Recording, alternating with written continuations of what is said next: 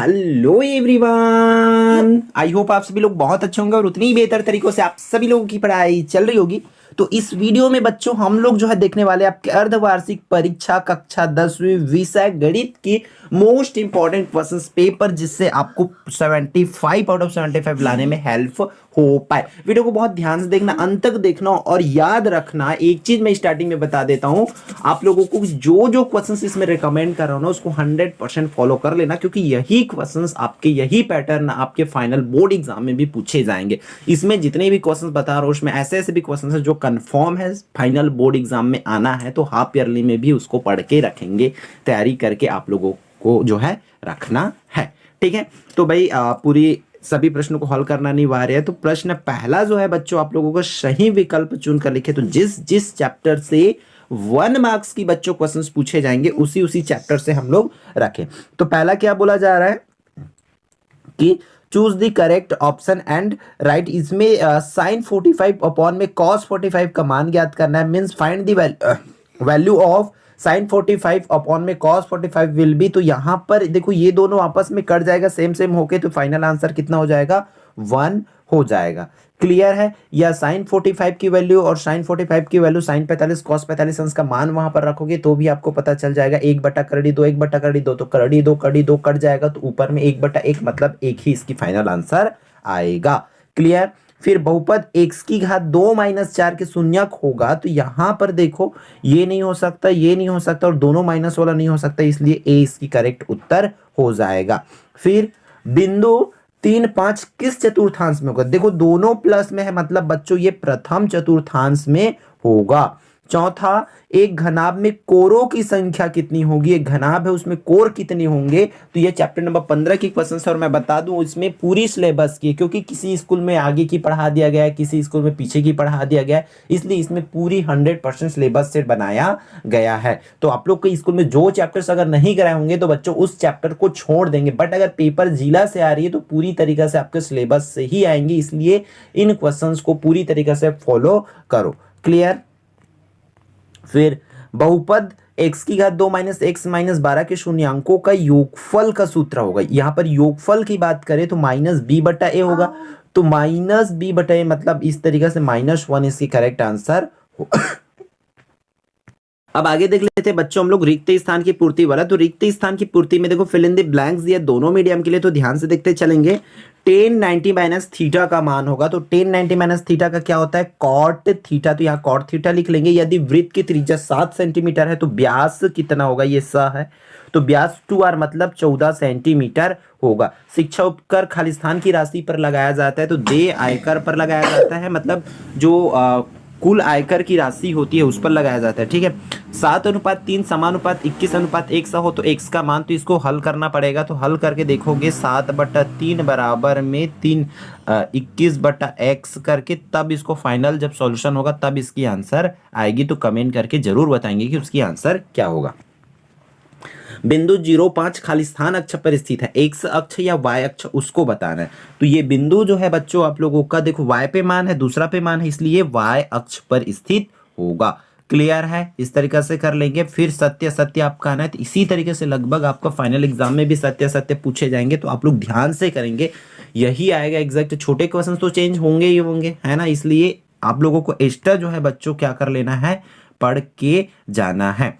फिर यहां से आपको जो कंफर्म क्वेश्चन जो है मैं आपको बताने वाला हूं, इसलिए आप अब एकदम ध्यान से सतर्क हो जाओ, क्योंकि छोटे क्वेश्चन तो कंफर्म होती नहीं है। बड़े क्वेश्चन जो है 2 नंबर 3 नंबर 4 नंबर वाला में कुछ ना कुछ क्वेश्चन कंफर्म है जो आना ही है, इसलिए अच्छे से प्रिपेयर करते चले। ठीक, तो देखो 2 नंबर में पहला प्रश्न है त्रिकोणमिति से। कंफर्म है कि त्रिकोणमिति से इसी टाइप का ही प्रश्न आना है आपके अर्धवार्षिक में, प्री बोर्ड में और फाइनल एग्जाम दोनों में। ठीक है, तो बच्चों आप लोगों को करना क्या पड़ेगा, निचोड़ फॉलो करो। निचोड़ की वीडियो पार्ट 1 पार्ट 2 दोनों डल गई है, तो पूरा उसमें जितना भी क्वेश्चन है इस टाइप के मैं सबको डाल दिया हूं, ताकि आप जो है वहां से प्रिपेयर कर पाओ। अब हर एक क्वेश्चन को तो एक ही पेपर में नहीं डाल सकते ना, इसलिए कोई भी टीचर हो, मैं छांटू पेपर चाहे कोई भी टीचर छांटे आपके स्कूल के, एक ही पेपर में ऑल इंपॉर्टेंट क्वेश्चंस को नहीं डाल सकते। और ऑल इंपॉर्टेंट क्वेश्चंस कहां पर डली है? निचोड़ वीडियो डली है उस पर है, तो वो सब चीज जा करके फॉलो करेंगे। तो ये कंफर्म है कि इस चैप्टर से इसी टाइप का प्रश्न जो है आप लोगों का आना है। प्रश्न तीसरा बच्चों आप लोगों का दूरी से आना है या प्रवणता से आना है। दूरी या प्रवणता याद रखो, बाद में मत बोलना कि आप तो दूरी रखे थे पेपर में प्रवणता आ गया करके। दूरी या प्रवणता में से एक क्वेश्चन आना ही है बोर्ड एग्जाम में भी और अर्धवार्षिक में भी।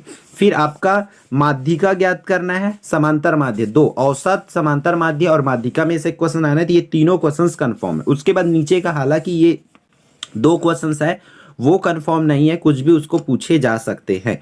तो देखेंगे इसको ध्यान से आप लोग। पांचवा, यदि बहुपद इतना हो 3x की घात 2 माइनस x माइनस 5 हो तो बच्चों आप लोगों को p ऑफ 0 और p ऑफ 1 का मान जो है ज्ञात करना है। फिर उसी तरीका से ये वाला जो है करड़ी 2 प्लस 1 और करड़ी 2 माइनस 1 का जो है समांतर माध्य ज्ञात करने वाला। फिर अगला प्रश्न जो है यहाँ से 3 नंबर वाला स्टार्ट हो रहा है और 3 नंबर के लिए मोस्ट इंपॉर्टेंट क्वेश्चन है आपकी चैप्टर नंबर 14 से। सिद्ध कीजिए कि किसी दो क्रमागत विषम संख्याओं का योग जो है 4 का गुणज होता है करके। ठीक है, सॉल्यूशंस की बात करें तो अगर आपको इन क्वेश्चंस के सॉल्यूशन चाहिए तो हम नेक्स्ट वीडियो में बता देंगे, बट आपको कमेंट करना होगा कि हाँ सर इसके सॉल्यूशन चाहिए, हाँ भैया इसके सॉल्यूशन जो है चाहिए करके। ठीक है, वैसे पूरा डाला हुआ है PYQ मतलब प्रीवियस ईयर क्वेश्चंस वाली सीरीज में देख सकते हैं। चैप्टर वाइज भी देखोगे तो यही क्वेश्चंस आप लोगों को वहां पर भी देखने को मिलेगा। एक बेलन का व्यास 12 सेंटीमीटर तथा ऊंचाई 14 सेंटीमीटर है तो बेलन की पृष्ठीय क्षेत्रफल बच्चों आप लोगों को ज्ञात करना होगा। अब यहाँ पर 2 प्लस x अनुपात 4 प्लस x हो तो x का मान ज्ञात कीजिए। यहाँ पर इस क्वेश्चन में एरर है। ठीक है, इसमें एक और आएगा आपका 3 प्लस एक्स है या 5 प्लस एक्स और आएगा, उसके बाद ही बन पाएगा। तो इस क्वेश्चन को स्किप कर देंगे। बट याद रखना चैप्टर नंबर 5 से इस टाइप की क्वेश्चन जो मैं निचोड़ में बता चुका हूं आपको 3 ब्रैकेट वाला, वो क्वेश्चंस आपको पूछे ही जाएंगे 3 नंबर में।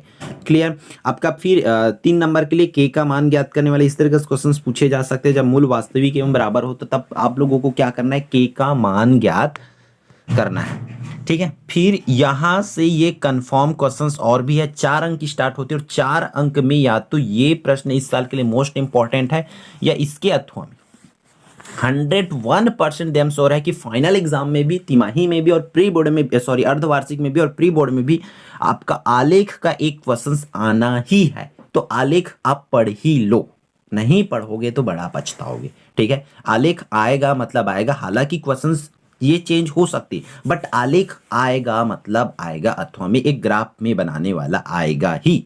ठीक है, इसलिए अच्छे से उसको कर लो। ठीक, इसमें अपने एक्सपीरियंस के अकॉर्डिंग पूरे अनुभव के साथ बता रहा हूं। फिर यहां पर देखो ये 2 प्रमेय है ना, दोनों में से एक प्रमेय आपका बोर्ड एग्जाम में समझो छप गई है। या तो सिद्ध कीजिए कि चक्री चतुर्भुज के सम्मुख कोणों का योगफल 180 अंश होता है, और सिद्ध कीजिए कि बाह्य बिंदु से वृत्त पर खींची गई स्पर्श रेखाओं की लंबाई बराबर होती है। मोस्ट इंपॉर्टेंट है इस साल के लिए 2025 बोर्ड एग्जाम के लिए। तो आप लोग अर्धवार्षिक परीक्षा का प्रिपरेशन जो कर रहे हो तो इन दोनों प्रमेय को करेंगे। 4 प्रमेय बताया हूं इस साल के लिए, चारों में से कोई एक आएगा ही आएगा, और यहां पर 2 बोल दिया, उस 4 में से भी 2 को छांट के रख दिया हूं आपके सामने कि इनमें से आएगा करके, तो इसको जरूर कर लेना। फिर माध्यिका और बहुलक दोनों में से एक क्वेश्चन कंफर्म है, आना ही है। माध्यिका या बहुलक में से 101% ठीक है क्वेश्चंस पूछे ही जाएंगे। फिर आपका इसमें से कंफर्म नहीं है भाई, ये कुछ भी क्वेश्चन चैप्टर नंबर 15 का 4 अंक के लिए कुछ भी पूछे जा सकते हैं, तो इसको मैं कंफर्म नहीं बोल सकूंगा कि यही आएगा, बट जो क्वेश्चंस निचोड़ में है उसको जरूर प्रिपेयर कर लेंगे, क्योंकि ऑल क्वेश्चंस को मैं इस एक पेपर में नहीं रख सकता हूं। फिर उसके बाद आपका ये आयकर की गणना तो 101% कंफर्म है बच्चों की, ये आना ही है आयकर की गणना। हालांकि ये नंबर बदल जाएगा, अब उसमें ये वाली क्वेश्चंस बदलेगा, या तो आपको आवर्ती जमा खाता का क्वेश्चंस पूछेंगे या तो सावधि जमा खाता का क्वेश्चंस बच्चों आप लोगों को पूछे जाएंगे।